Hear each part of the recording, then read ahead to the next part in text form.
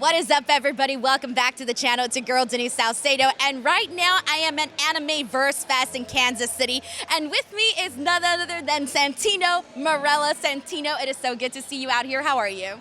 Awesome, yeah. What a nice event. You know, tons of people having a good time. It's great to be here. Yeah, you know, when you get to meet the fans and just everybody that comes up to you, what would you say is like the number one thing that people always tell you or ask you? A lot of people give me where they were during a specific moment or one of their favorite memories of something I did over the years. But generally, they kind of just give me a general thank you for making them laugh over the years and stuff. Yeah, I was going to say, you've made me laugh so many times throughout your entire career. I'm always like, oh my God, Santino. And it's funny because I actually have an uncle who is Italian, and every single time that you would come out, I swear, you would remind me so much of my uncle, so it felt like I was seeing him as a wrestler, which is kind of silly, but yeah. Yeah, a lot of the characters, Santino, is kind of based on my uncle too, so yeah, there's definitely some uncle flavoring in there. That's so awesome. So, Santino, right now you're doing a lot of stuff with TNA Wrestling. What has the experience been like so far with TNA?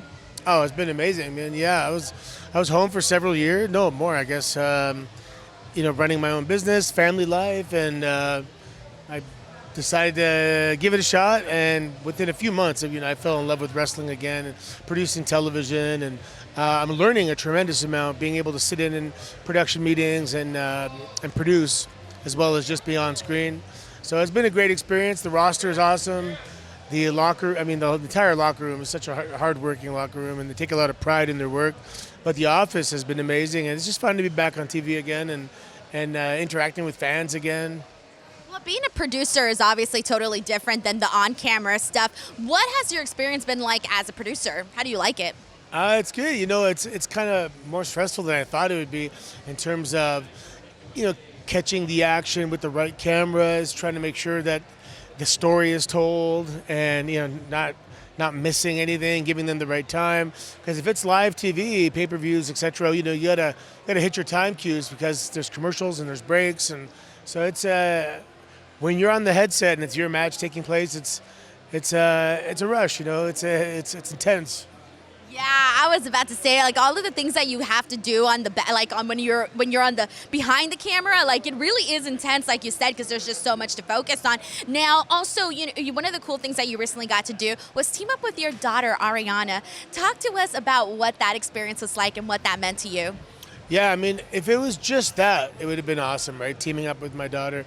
But the fact that we did it so close to home, and the fact that we did it in front of our family, my parents were there, my wife, my kids, and just tons of friends and family. So, I just don't know if it's ever going to line up like that again with regards to all those factors kind of lining up, the proximity to home and tagging with her. And there's only one first time as well, right? Yeah. So the fact that it happened the way it did was incredible. Yeah, that must have been so cool just to be able to like get ready and like walk down and just all of that, getting to tag in, the whole thing. And so, she has been really great on NXT, on TNA as well. So funny, so charismatic. When you see her on the screen, like, I don't know, did you give her like, what's the advice, or like, what do you think about the work that she's done thus far? Yeah, no, she's doing great. She's intelligent, and there's so many principles and kind of unwritten rules when it comes to wrestling. So the in-ring stuff, she can learn that anywhere, right? So I'll just kind of tell her some of the things, like what not to do.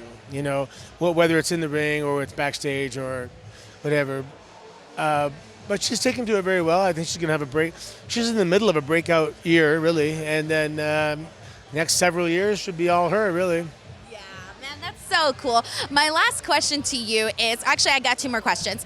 One is, we're seeing TNA now, working a whole lot with WWE, a company you're very familiar with as well. What has that experience been like to see both of those worlds, both of those companies collide together?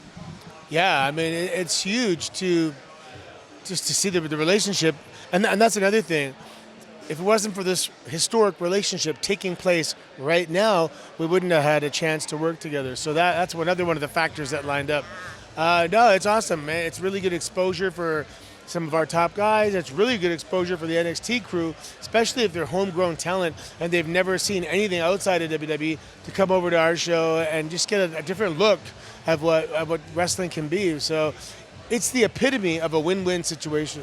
Man, that's so awesome. And my last question for you that I was going to ask, I know it's a little bit of a generic question, but I do want to know, when you look back at your career in WWE or just your career in general, what are your top 3 favorite career moments? Oh, man. Well, my daughter is one of them for sure.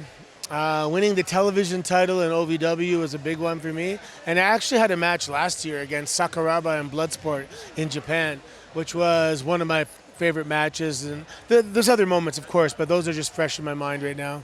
Oh, man. Well, Santino, I want to thank you so much for taking the time to chat with me, and I'm going to let you go so that you can continue experiencing the Comic-Con. Thank you guys so much.